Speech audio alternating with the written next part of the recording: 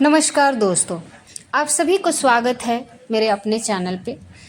अगर आप भी हमारे चैनल पे नए हैं तो चैनल को सब्सक्राइब कर देना, क्योंकि आपके एक सब्सक्राइब से हमें मोटिवेशन मिलती रहती है और हम आप तक श्री हनुमान जी की सारी कथाएं, सारी उपाय, सारी गरीबी को दूर करने की सारी उपाय आपके सब तक पहुंचाते हैं। तो चलिए वीडियो को स्टार्ट करते हैं। संसार में शायद ही कोई ऐसा होगा जिसके जीवन में कभी भी दुख ना आया हो।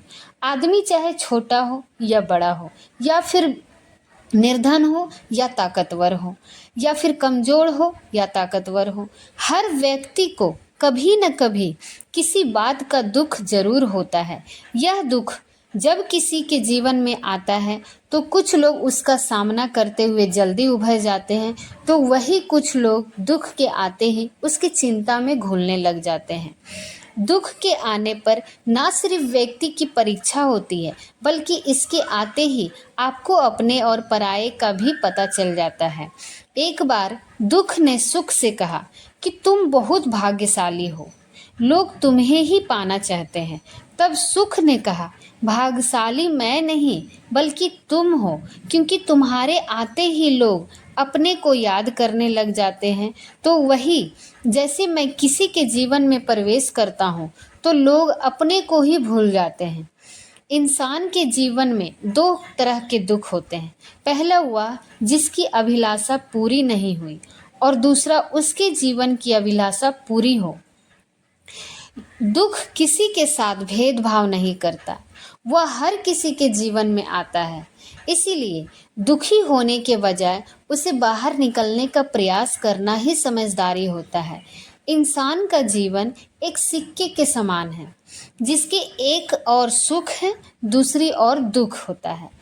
उसके साथ कभी सुख तो कभी दुख लगा हुआ रहता है। ऐसे में जब आप सुख हो तो घमंड मत करना, और जब आप दुख आए तो थोड़ा सब्र करना। किसी ने ठीक ही कहा है, जिंदगी का रोना भी कोई रोना है।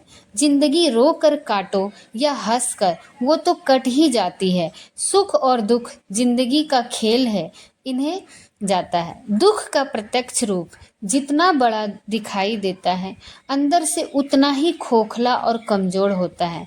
अगर विचारों को मजबूत बनाकर रखा जाए तो दुख हवा के झोंके के साथ गायब होने वाली पानी के बुलबुले की तरह होते हैं।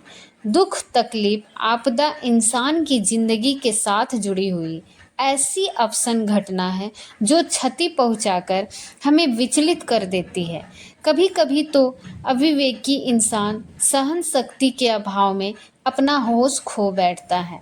मुसीबत को लेने की कोशिश करते हुए भी हमारा मन विचलित हो ही उठता है।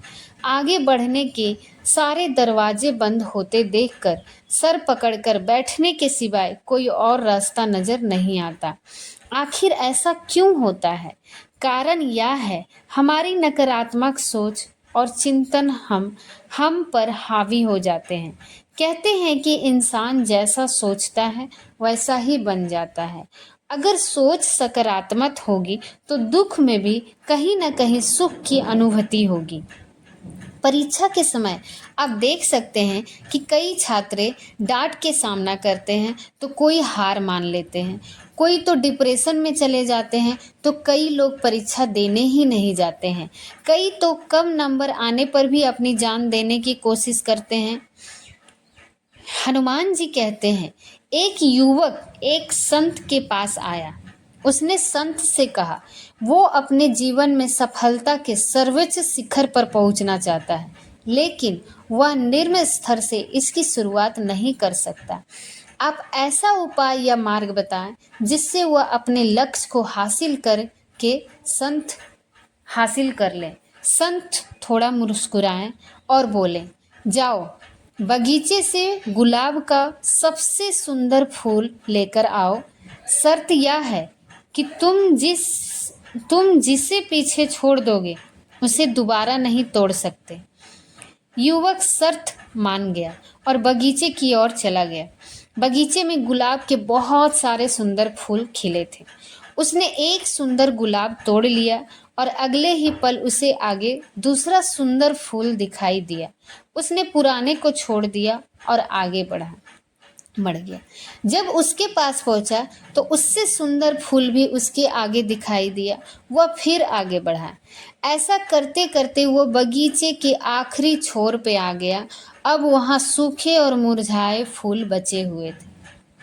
शर्त के अनुसार सुंदर फूल लेने के लिए पीछे नहीं जाना था, इसीलिए वह खाली हाथ ही वापस आ गया। संत ने उस युवक से पूछा, तुम गुलाब का सबसे सुंदर फूल लाने गए थे, क्या हुआ? उसने कहा, वह सुंदर फूल के लिए एक को छोड़कर दूसरे के लिए आगे बढ़ता गया और अंत में केवल मुरझाए और सूखे हुए ही फूल मिले।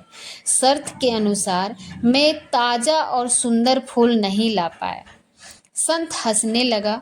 उसने कहा कि यह जीवन भी इसी तरह है।